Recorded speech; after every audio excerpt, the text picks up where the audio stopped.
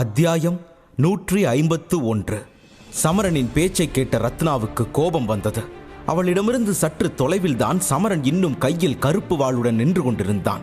திடீரென அவனது உடலில் இருந்து ஊதா நிற சக்திகள் வெளிவரத் தொடங்கின. மேலும் சிறிது நேரத்திலேயே முழு சக்திகளாலும் சமரன் சூழப்பட்டான். இதை பார்த்த நாகபுர மக்கள் சற்று எச்சரிக்கை அடைந்தனர். போர் வீரர் குழுவின் வீரர்கள் அனைவரும் ஆச்சரியத்தில் மூழ்கினர். அதே சமயம் ரத்னாவின் முகத்தின் நிறமும் மாறியிருந்தது. அதனுடன் அவள் சத்தமாக, அவன் தன்னை முழுசா அதிகாரங்களால மூடிக்கிட்டான்.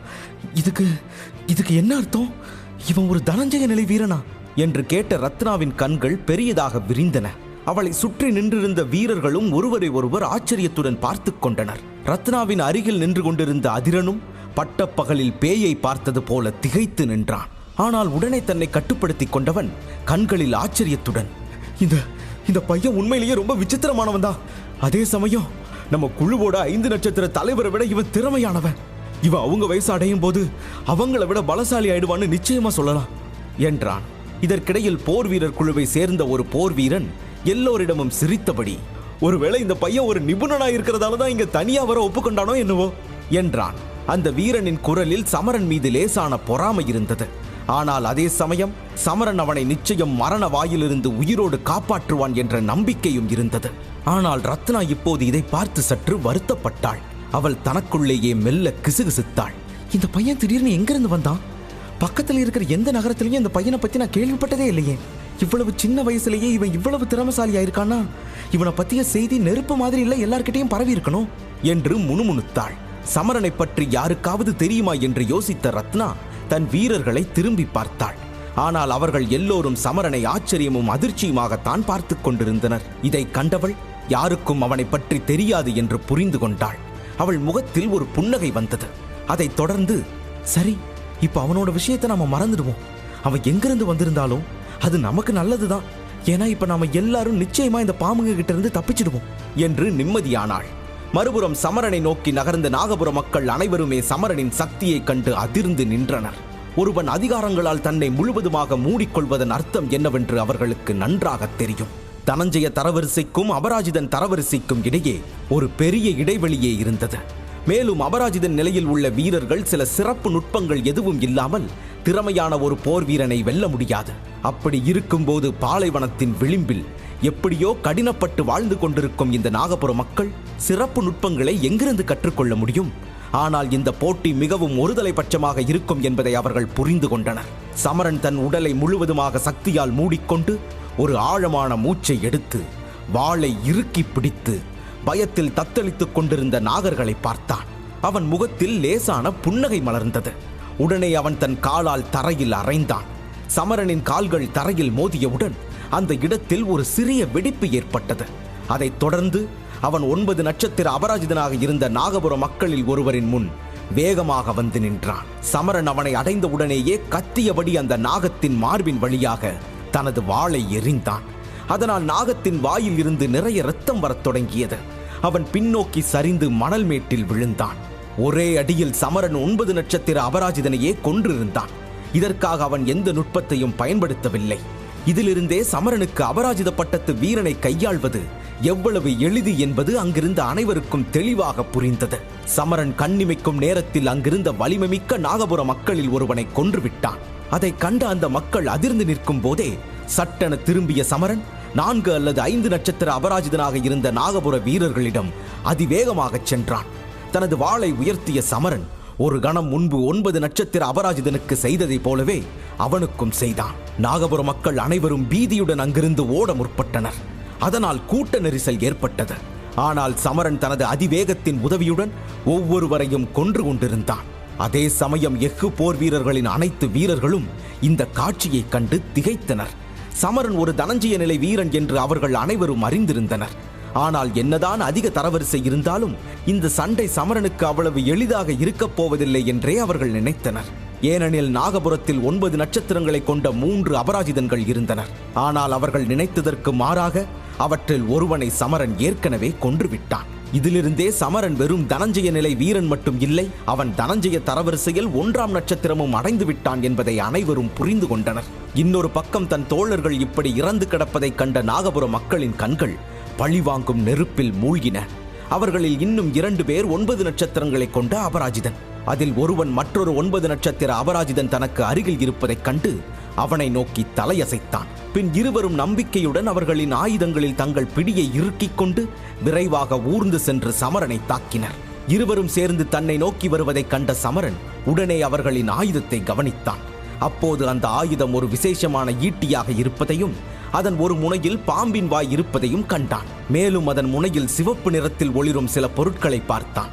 அதிலிருந்தே இந்த ஒளிரும் விஷயம் நிச்சயமாக பாம்பு விஷம்தான் என்பதை சமரன் புரிந்து கொண்டான். 2 வலிமை மிக்க நாகங்களும் சமரனின் மீது ஒன்றாக தாக்க வந்தனர். அவர்களின் விஷம் தன்மேல் தாக்க வருவதைக் கண்ட சமரன் அவசரமாக தனது வாளை நடுவில் கொண்டு வந்து அவர்களது தாக்குதலை முறியடித்தான். ஆனால் சமரனை கண்டதும் அந்த அபராஜிதன்கள் இருவரும் தங்களது வாயை திறந்தனர். அதிலிருந்து அடர்ந்த பச்சை நிற புகை வெளியேறத் தொடங்கியது. அதைக் கண்ட சமரன் பரபரப்பானான். புகையை பார்த்ததும் தூரத்தில் நின்றிருந்த ரத்னா, அந்த பாம்போட விஷத்திலிருந்து பாதுகாப்பா இரு என்று கத்தினாள். இதை சொல்லும் போதே அவள் முகத்தில் பீதி தெளிவாக தெரிந்தது. அதே நேரம் சமரன் தனது சக்திகளின் கவசத்தை பலப்படுத்தினான். உடனே நாகங்களின் வாயிலிருந்து வந்த பச்சை விஷம் காற்றில் மோதி எரிந்து மறைந்தது. அடுத்த நொடி சமரனின் கால் தரையில் பட கண்ணிமைக்கும் நேரத்தில் நாகபுர மக்களின் தலைவன் முன் வந்து நின்றான் சமரன். நொடியில் தன் முன் வந்தவனை கண்ட தலைவனின் முகம் இருளடைந்தது. உடனே சமரன் அந்த தலைவனின் தலையை தன் வாளால் தாக்கினான். ஆனால் அந்த தலைவனும் அவசரமாக வாளை பயன்படுத்தி அங்கிருந்து நகர்ந்து சென்றான். சமரனின் தாக்குதலில் இருந்து உயிர் பிழைத்த போதிலும் அந்த தலைவன் மிகவும் பதட்டமாக இருந்தான். அவன் மணலில் ஊர்ந்தபடியே சமரனை விட்டு மேலும் மேலும் நகர்ந்தான். ஆனால் சமரனுக்கு வேறு எண்ணங்கள் இருப்பது அவனுக்கு தெரியாது. சமரனிடம் இருந்து தப்பிக்கவே அந்த தலைவன் பாலைவனத்தில் ஊர்ந்து கொண்டிருந்தான்.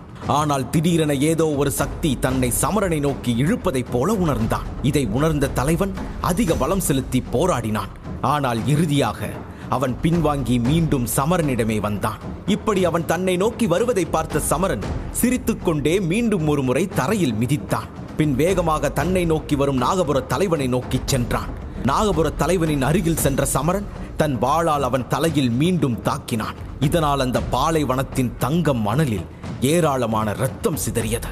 மீதமிருந்த 9 நட்சத்திர நாகபுர மக்கள் தங்கள் தலைவர் கொடூரமாக கொல்லப்பட்டதை கண்டவுடன் உதவிக்கு சமிக்ஞை செய்வது போல திடீரென்று சில உரத்த சத்தங்களை எழுப்பினர். பின் உடனடியாக திரும்பி ஊர்ந்து சென்றனர். அப்படியே பாலைவனத்தின் உட்பகுதியை நோக்கி நகர ஆரம்பித்தனர். இதை பார்த்த சமரன் உடனே வேகமாக திரும்பி தன்னிடமிருந்து வெகு தூரம் செல்ல முயன்ற நாகர்களை நோக்கி சக்திகளின் உதவியுடன் தனது வாளை நேரடியாக வீசினான். சமரனின் கையிலிருந்து விடப்பட்டு சக்திகளின் துணையுடன் காற்றில் பறந்த அந்த கருப்பு வாள் நேராக நாகபுர மக்களின் கழுத்தை அறுத்தது. அதன் காரணமாக தங்க மணலில் நிறைய இரத்தம் தெரித்தது.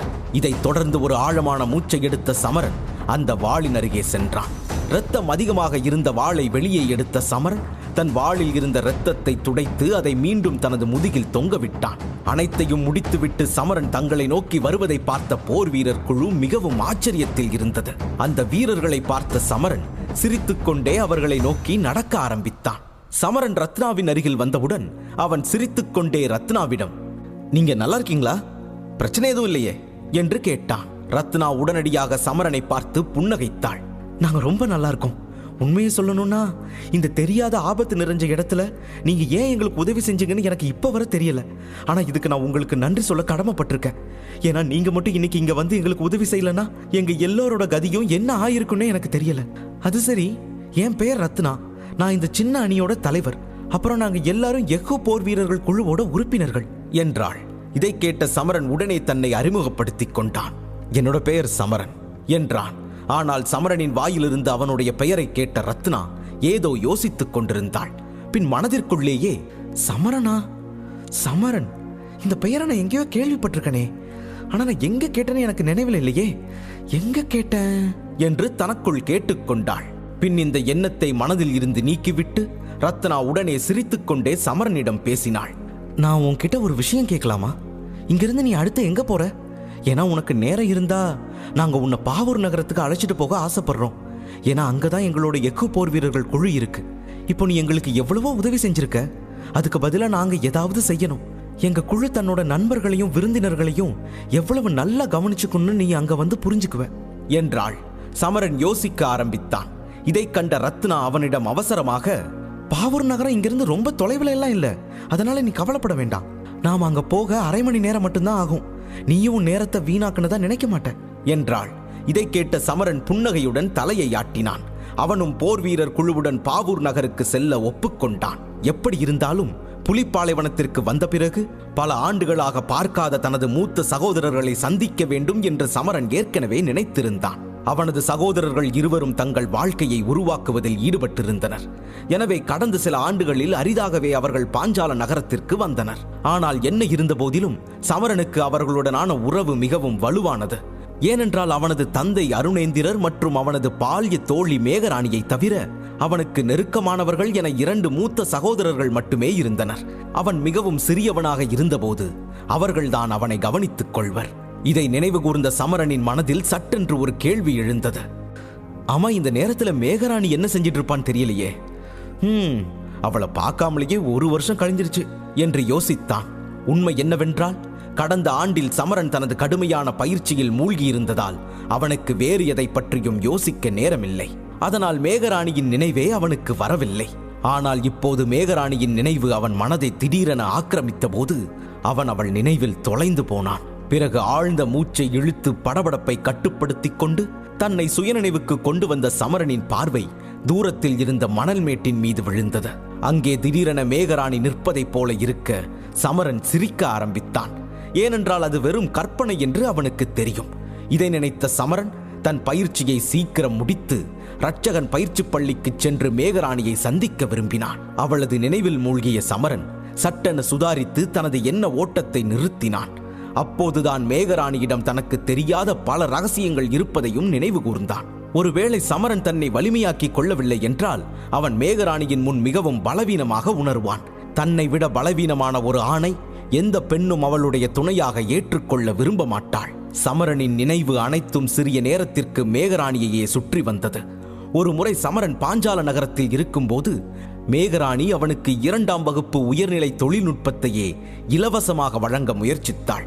அப்படி இருக்கும்போது இந்த 1 வருடத்தில் மேகராணி எவ்வளவு சக்தி வாய்ந்தவளாக மாறியிருப்பாள் என்று சமரனால் யூகிக்க முடியவில்லை. ஆனால் மேகராணி எந்த பதவியில் இருந்தாலும் சமரனை விட சக்தி வாய்ந்தவளாக மட்டுமே அவள் இருப்பாள் என்று அவன் உள்ளம் சொன்னது. என்ன சொல்றதுன்னு தெரியல. மேகராணி தன்னோட நேரத்தை எப்பவும் பயிற்சி பள்ளியில தான் செலவிடுவா. ஆனா அவளோட அழகாலும் அவளுக்கான தனித்துவமான இயல்பாலும் நிச்சயம் பள்ளியிலேயே அவளுக்கு நிறைய ரசிகர்கள் கிடைச்சிருப்பாங்க.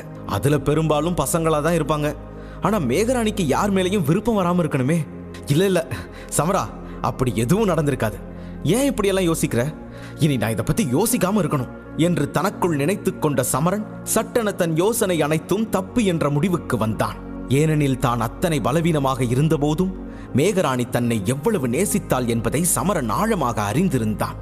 இதை நினைக்கும் போது அவன் முகத்தில் லேசான புன்னகை வந்தது.